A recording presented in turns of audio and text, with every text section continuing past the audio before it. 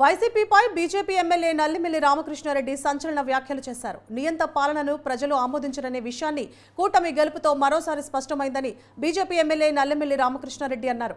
దిక్కులేని పరిస్థితుల్లో మాజీ సీఎం జగన్మోహన్ రెడ్డి వైసీపీని కాంగ్రెస్లో విలీనం చేసే దిశగా అడుగులు వేస్తున్నారని ఆరోపించారు. నిన్న ఆయన బెంగళూరులో డీకే శివకుమార్తో భేటీ అయ్యారని చెప్పారు. ఈ క్రమంలో వైఎస్ షర్మిలను కాంగ్రెస్ నుంచి బయటకు పంపిస్తే తన పార్టీని విలీనం చేయడానికి సిద్ధమని చెప్పారని ఆయన తెలిపారు. అప్రకటిత ఎమర్జెన్సీ జగన్మోహన్ రెడ్డి పరిపాలనలో 2019 నుంచి 2024 వరకు కొనసాగితే ఆ అప్రకటిత ఎమర్జెన్సీని కూడా వ్యతిరేకిస్తూ ఇవాళ ప్రజలు అపూర్వమైన విజయం కూటమికి అందించారు. దీని ద్వారా తెలియవచ్చేది ఆనాడైనా ఈనాడైనా నియంత పరిపాలన ప్రజలు ఆమోదించరు అనేది స్పష్టంగా అర్థమవుతూ ఉంది. అందుకే ఇవాళ దిక్కులేని పరిస్థితిలో జగన్మోహన్ రెడ్డి తన పార్టీని కాంగ్రెస్ పార్టీలో విలీనం చేసే దిశగా అడుగులు వేస్తూ ఉన్నాడు.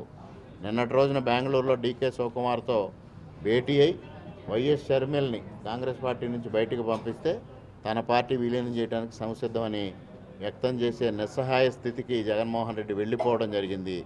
తనతో గెలిచిన 11 మంది ఎమ్మెల్యేల్లో ఎంతమంది తనతో ప్రయాణం చేస్తారో తెలియని పరిస్థితి, గెలిచిన 4 పార్లమెంటు సభ్యుల్లో ఎంతమంది తనతో ప్రయాణం చేస్తారో తెలియని పరిస్థితి, ఉన్న రాజ్యసభ సభ్యులు తనతో ఉంటారో లేనో తెలియని పరిస్థితి. ఇటువంటి పరిస్థితిలో దిక్కుతోచని పరిస్థితి, అంటే సాక్షాత్తు పులివెందులకు వెళ్తే కార్యకర్తలే తన ఇంటిపైన దాడి చేస్తే నిస్సహాయ స్థితిలో పడిపోయిన వైఎస్ జగన్మోహన్ రెడ్డి కడప జిల్లాలో ఓడిపోయిన అభ్యర్థులు కానీ గెలిచిన అభ్యర్థులు కానీ కనీసం పులివెందుల రాజప్రసాదం వైపు చూడని పరిస్థితి. ఇటువంటి పరిస్థితిలో దిక్కుతోచకి వాళ్ళ కాంగ్రెస్ పార్టీని ఆశ్రయించే దిశగా ముందుకెళ్తా ఉన్నారు. ఇటువంటి అరాచక శక్తులన్నీ మరలా కాంగ్రెస్ పార్టీ వైపు చేరి నరేంద్ర మోడీ గారి నాయకత్వంలో ప్రభుత్వాన్ని అస్థిరపరిచే ప్రయత్నం